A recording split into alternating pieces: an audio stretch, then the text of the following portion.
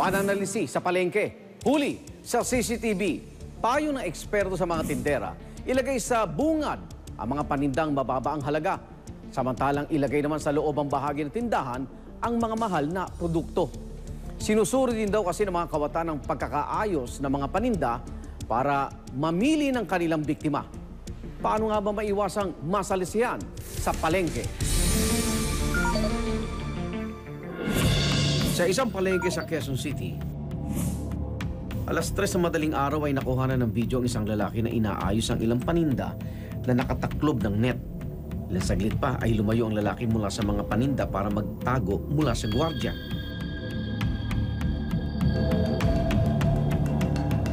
Nang makalis na ang gwardiya, bumalik ang lalaki sa pwesto at tinangay ang isang sako ng bawang.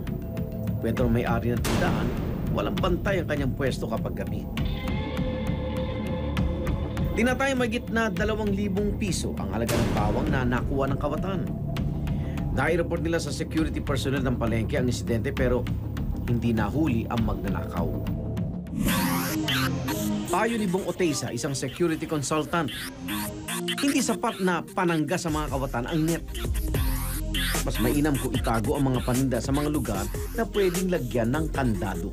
Ito yung iron accordion, pwedeng isarado to during break time para at least hindi manakaw yung mga sako ng bigas, ano? And may padlock siya at may chain.